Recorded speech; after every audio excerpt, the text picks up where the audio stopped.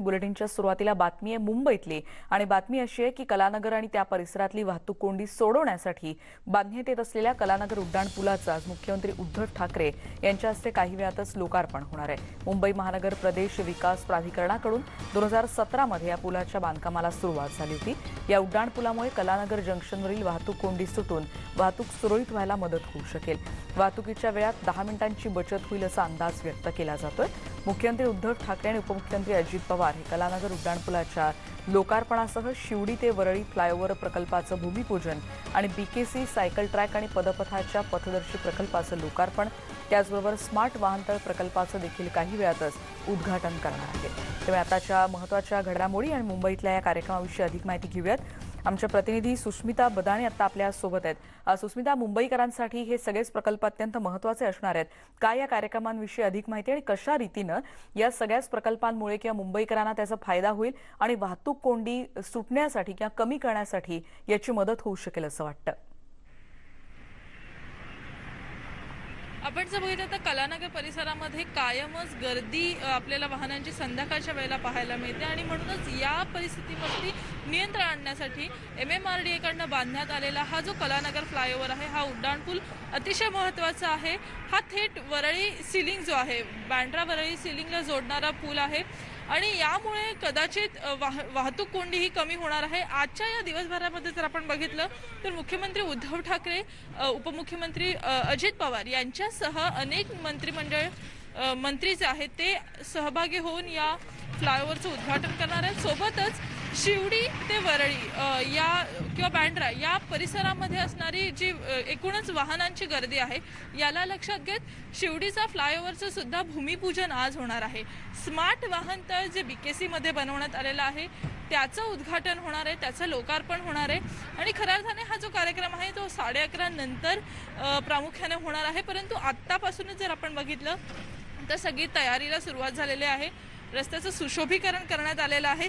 माझ्या मागे जर तुम्ही बघाल तर अशाच पद्धतीने ही सगळी तयारी जी आहे ती अंतिम टप्प्यात आलेली आपल्याला पाहायला मिळते आहे। या सिलिंगची साधारण लांबी ही 670 मीटर एवढी आहे आणि 2017 मध्ये हा उड्डाणपूल बांधायला घेतला होता आणि आज या पुलाचं मुख्यमंत्री उद्धव ठाकरे यांच्या हस्ते लोकार्पण होणार आहे। धन्यवाद सुष्मिता या माहितीबद्दल। आपण बघतोय मुंबईतल्या महत्त्वाच्या कार्यक्रम आणि काही वेळातच मुख्यमंत्र्यांच्या हस्ते आणि उपमुख्यमंत्री देखील या कार्यक्रमांना आता उपस्थित राहणार आहेत। या सगळ्याचे अपडेट्स तुमच्यापर्यंत पोहोचवत राहणार। तर आता बातमी आहे बेळगावमधली, कारण बेळगावमधल्या सौदत्तीचं यल्लमा मंदिर पुन्हा एकदा बंद करण्यात आलंय। कोरोनाचं संक्रमण पुन्हा एकदा वाढतंय आणि त्यामुळे मंदिर बंद करण्याचा निर्णय आता प्रशासनानं घेतल्याचं कळतंय। महाराष्ट्रातूनही हजारो भाविक यल्लमा देवीच्या डोंगरावर दर्शनासाठी येतात, पण आता सगळ्याच भाविकांना यल्लमा मंदिर डोंगरावर येण्याला निर्बंध घालण्यात आले। जिल्हाधिकारी MG हिरेमठ यांनी या संदर्भातले आदेश काढले, तशी देखील माहिती सध्या उपलब्ध होतीये। अधिक माहिती घेणार आहोत संदीप राजगोळकर, आमचे प्रतिनिधी आता आपल्या सोबत आहेत। संदीप, रेणुका एकतर रेणुका मंदिर म्हणजे सौंदतीमधलं यल्लमाचं किंवा रेणुका देवी म्हणून त्याला ओळखलं जातं। हे मंदिर उत्तर कर्नाटक आणि पश्चिम महाराष्ट्रामध्ये म्हणजे मोठं श्रद्धास्थान मानलं जातं आणि कर्नाटक राज्यानं एकतर कालच जी हद्द आहे म्हणजे कोल्हापूर बेळगाव दरम्यान पुन्हा एक चेकपोस्ट उभा केला आहे। त्यानंतर हा एक मोठा निर्णय म्हणावा लागेल की यल्लमाचं मंदिर सर्वसामान्य भाविकांना बंद करण्यात आलेलं आहे। गेल्या नोव्हेंबर महिन्यातच हे मंदिर उघडण्यात आलं होतं। तब्बल 7 ते 8 महिने मंदिर बंद होतं, पण त्यानंतर कोरोनाचा प्रादुर्भाव कमी झाला म्हणून प्रशासनानं मंदिर उघडण्याचा निर्णय घेतला। पण केरळमध्ये आणि महाराष्ट्रामध्ये रुग्णांची संख्या वाढते आणि त्यातल्या त्यात महाराष्ट्रामधून येणाऱ्या भाविकांची संख्या जो यल्लमाच्या डोंगरावरची जी आहे ती जास्त संख्या आहे आणि तीच संख्या लक्षात घेऊन मंदिर प्रशासनानं जिल्हा प्रशासन यांची एक बैठक झाली आणि त्यानंतर जिल्हाधिकारी हिरेमठ जे त्यांनी हा आदेश काढलाय। धन्यवाद संदीप या माहितीबद्दल। वाढत्या कोरोना रुग्णांमुळे हा निर्णय घेण्यात आला आणि त्याच्यामुळे यल्लमा मंदिर पुन्हा एकदा बंद करण्यात येणार आहे। जिल्हाधिकाऱ्यांनी तसे आदेश काढलेले आहेत। बेळगावमधल्या बातमीनंतर नागपूरमधली एक महत्त्वाची बातमी आहे। नागपूरमध्ये एक अपघाताची बातमी, एक भरधाव कार दुभाजकावर धडकल्यामुळे एक भीषण अपघात झालाय। या अपघातात एका तरुणीचा मृत्यू झाल्याचं कळतंय। रायपूरहून आलेल्या चुलत बहिणीला पार्टी देण्यासाठी जात असलेल्या तरुणीची भरधाव कार ही दुभाजकावर आदळली आणि हा अपघात झाल्याचं कळतंय। यात एका तरुणीचा अंत झालाय आणि बरखा हरीश खुराणा असे या तरुणीचं नाव कळतंय। या अपघातात तिच्या भावासह 3 जण गंभीर जखमी झाल्याचं कळतंय। त्यांच्या रुग्णालयात सध्या उपचार सुरू आहेत। नागपूरच्या रविनगर चौक ते लॉ कॉलेज चौकादरम्यान शुक्रवारी मध्यरात्री हा भीषण अपघात झाल्याची माहिती मिळते। हरीश खुराना, रियाज खुराना आणि बरका खुराना आणि जो गाडी चालवत होता तो प्रेम चंदवानी, हे सगळे शांतीनगर भागातले राहणाऱ्या वाडी भागात जेवण करायला गेले होते. येत असताना त्यांची गाडी रोड डिवायडरला धडकल्याने रविनगर चौक ते लॉ कॉलेज चौक या दरम्यान एक सुरभी गर्ल्स हॉस्टेल आहे, तिथे रोड डिवायडरला धडकल्याने गाडी पलटी झाली आणि त्यात हे तिघे, ड्रायव्हरला पण किरकोळ जखमी आहे, बाकी बसलेले तिघांनाही गंभीर मार आहे. त्यातला बरखा खुराना वय अंदाजे 24 वर्ष ही मृत्युमुखी पडलेली आहे. आम्ही त्या प्रकरणात गुन्हा नोंद केलेला आहे. आणि त्या बातमी पुण्यामध्ये गेल्या काही दिवसांपासून कोरोनाबाधितांची संख्या वाढते आणि काल दिवसभरात पुण्यामध्ये 414 कोरोना रुग्णांची नोंद झाली आहे. 247 जणांना रुग्णालयातून डिस्चार्ज देण्यात आलाय, तर 6 कोरोनाबाधित रुग्णांचा दुर्दैवानं मृत्यू ओढवलाय असं कळत आहे. सध्या पुण्यात 160 क्रिटिकल रुग्णांवर उपचार सुरू आहेत. पुण्यातल्या एकूण ऍक्टिव्ह रुग्णांची संख्या 1,97,330 वर पोहोचली आहे. दरम्यान आतापर्यंत कोरोनामुळे पुण्यात 4,821 जणांचा मृत्यू ओढवलाय. त्यामुळे दिवसेंदिवस होत असलेल्या कोरोना रुग्णांच्या वाढीमुळे ही खरंच चिंतेची बाब आहे आणि त्यामुळे सगळ्यांनीच काळजी घेण्याचं आवाहन इथे केलं जात आहे. पुण्यामध्ये खरं तर रविवारची सुट्टी असूनही, म्हणजे आज रविवार आहे पण सुट्टी असूनही उपमुख्यमंत्री आणि पुण्याचे पालकमंत्री अजित पवार हे कोरोना संदर्भातली आढावा बैठक घेणार आहेत. सकाळी 9च्या बैठकीत पुणे शहर आणि जिल्ह्यातल्या वाढत्या कोरोना प्रादुर्भावावर वेळीच नियंत्रण आणण्यासाठी नेमके काय कठोर निर्बंध घेतले जाऊ शकतात हे बैठकीनंतर स्पष्ट होऊ शकेल. पण कालच्या तारखेला पुणे जिल्ह्यातल्या दैनंदिन कोरोना रुग्णवाढीचा आकडा पुन्हा 1000च्या वर गेलाय आणि त्यामुळे चिंतेत भर पडली आहे. त्यामुळे काही वेळातच पुण्यात या कोरोनाबाबत आढावा बैठक घेतली जाते. आणि आता बातमी, राज्यात गेल्या 24 तासात जवळपास 6,279 नव्या रुग्णांची नोंद झाली आणि 40 कोरोना रुग्णांचा मृत्यू झालाय. कोरोना रुग्णांची संख्या कमी व्हायचं अजूनही नाव घेत नाहीये आणि त्यात साताऱ्यात कोरोना विषाणूत नवे जनुकीय बदल आढळल्याचं समोर येत आहे. त्यामुळे प्रशासनाची चिंता वाढली आहे. कोरोनाचा धोका वाढत असताना नागरिक मात्र विना मास्क सगळीकडे फिरताना दिसतात. त्यामुळे आता विना मास्क फिरणाऱ्यांवर प्रशासनाकडून कारवाईचा बडगा उगारला जातोय. नागरिकांवर दंडात्मक कारवाई केली जाते. नागरिक असेच वागत राहिले तर दंड वाढवला जाईल असा इशारा देखील उपमुख्यमंत्र्यांनी दिलाय.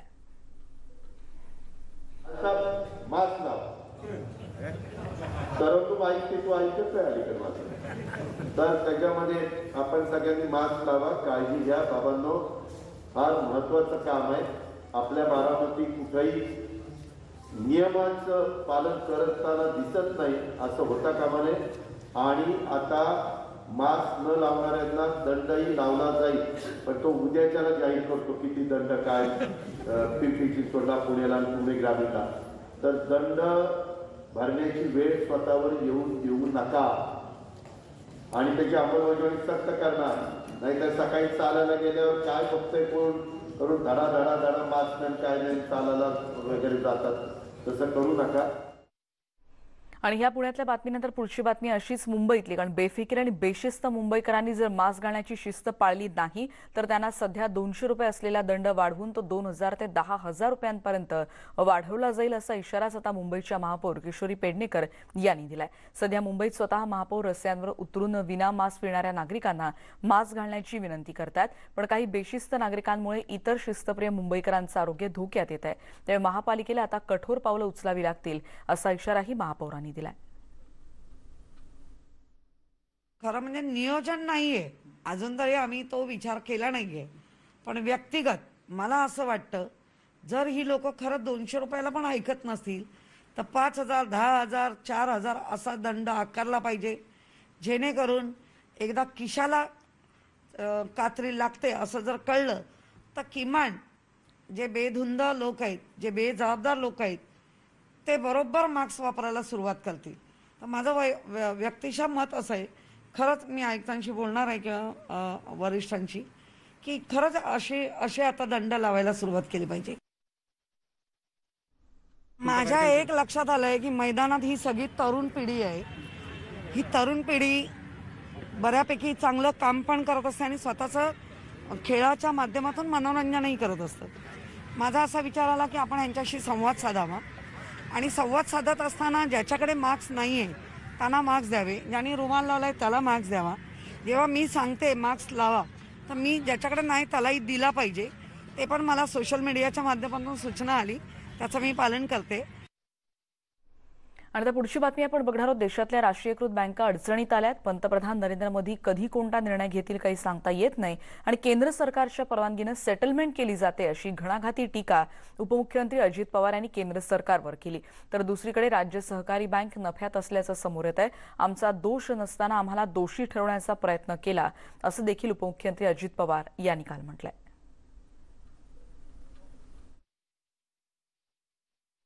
पंतप्रधान नरेंद्र मोदी साहेब किंवा केंद्र सरकार या बँकेच्या संदर्भामध्ये कधी कुठला निर्णय घेईल.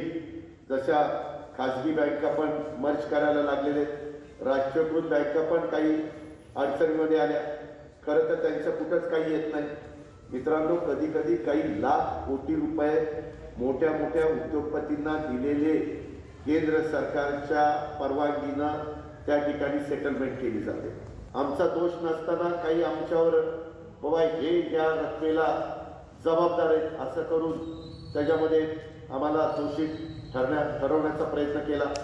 नंतर पुन्हा सहकार विभागाने रिटायर्ड न्यायाधीशांची नेमणूक केली आणि त्यांना सांगितलं की हे सगळं तपासा. त्यांनी गेले वर्षभर ते सगळं तपासलं. आज महाराष्ट्र राज्य सहकारी बँक 300-325 कोटी रुपये नफ्यामध्ये, अक्षरशः 300 कोटी रुपये नफ्यात. आता बातमी आहे बुलढाण्यातली. इथल्या आयसीआयसीआय बँकेमध्ये पती पत्नीनं गहाण ठेवलेलं सोनं दुसऱ्यानंच सोडवल्याचा धक्कादायक प्रकार उघड झालाय. या प्रकरणी अमोल राठोड आणि पत्नीनं पोलिसात तक्रार दाखल केली आहे. अमोल राठोड यांनी 24 जानेवारी 2018ला बुलढाणा इथल्या आयसीआयसीआय बँकेकडे 44 तोळ सोनं तारण ठेवून त्यावर 2,08,907 रुपयांचं कर्ज घेतलं होतं. या कर्ज मंजुरीची सत्यप्रत अमोल राठोड यांच्याकडे असताना कोणीतरी दुसऱ्याच व्यक्तीनं त्यांचं सोनं बँकेकडून सोडवून नेल्याचं आयसीआयसीआय बँकेकडून सांगण्यात आलंय. त्यामुळे राठोड यांना धक्का बसलाय. बँकेकडे जेव्हा विचारणा केली तेव्हा त्यांनी राठोड यांना उडवाउडवीची उत्तरं दिली आहेत असा आरोप केला जातोय. या प्रकरणी राठोड यांनी जिल्हा पोलीस अधीक्षकासह पोलीस स्टेशनकडे तक्रार दिली आहे. चौकशी करून सोनं परत मिळवून देण्याची मागणी ते करतायत. बुलढाणा पोलीस अधीक्षकांनी याबाबत आता चौकशीचे आदेश दिलेत. 8/2/2021 रोजी मला असं निदेश आला की बाबा माझा गोल्ड लोन तिथे नाही. मग माझ्या पर्पज कोण सोडलं, का सोडलं, मला याचं बँकवाल्याने मला हे द्यावा. मॅनेजरला विचारलं, मॅनेजर तिथं नाही आहे. मॅनेजरला फोन केला असता, तो म्हणे की मी सुट्टीवर आहे, माझ्या बाबाला काहीतरी अटॅक आला. त्यांचं असं म्हणणं आहे की तुम्ही सोडून नेलं. तर कोण नेलं मला हे फुटेज पाहिजे मला आता. हो, तक्रार केली, दाखल केलेली आहे. पोलिसांचं म्हणणं आहे की बा तुम्ही फुटेज मागा त्यांना. तर फुटेज आपण आता आज रोजी मी आज फुटेज आता मी मागतोय आज. मग आता त्याच्यानंतर काय होते 14 तोळे. हां, तिन्ही गोल्ड लोन मिळून. आणि आता अमरावतीमधली एक धक्कादायक बातमी. 4 दिवसांपूर्वी अमरावती शहरातल्या नयन मुकेश लुनिया या एका मुलाचं शारदानगर परिसरातून संध्याकाळी अपहरण झालं होतं. अखेर अमरावतीच्या पोलीस आयुक्त डॉक्टर आरती सिंग यांनी तातडीने या प्रकरणाचा छडा लावलाय. या तपासानंतर त्या मुलाची आजीनीच त्या मुलाचं अपहरण केलंय असं आता समोर आलंय. मुलाच्या सावत्राजीनं खंडणीसाठी आपल्या नातवाची सुपारी देऊन अपहरण करायला लावलं होतं असा हा सगळा बनाव असल्याचं आता उघड झालंय. 4 वर्षाच्या चिमुकल्याला जे मुख्य आपले याचे सूत्रधार आहे त्या मुलाची आजी, त्या पार्कमध्ये 17 तारखेला त्या दिवशी त्या मुलाला घेऊन गेली. आणि विशेष म्हणजे आजी कधीही मुलाला त्या पार्कमध्ये घेऊन जात नव्हती. पहिल्यांदा त्यांचे घराचे जवळ एक दुसरा पार्क आहे तिथे ते नेहमी जायचे. पण पहिल्यांदा त्या दिवशी आजी त्या मुलाला त्या पार्कमध्ये घेऊन गेली, तिथून त्याचे अपहरण झाला. आणि या सगळ्या बातम्यांचा आढावा घेतल्यानंतर या बुलेटिनमध्ये आता आपण इथेच थांबतो आहोत. बातम्यांचा ओघ न्यूज 18 लोकमतवर असाच सुरू राहील. पहा फक्त न्यूज 18 लोकमत.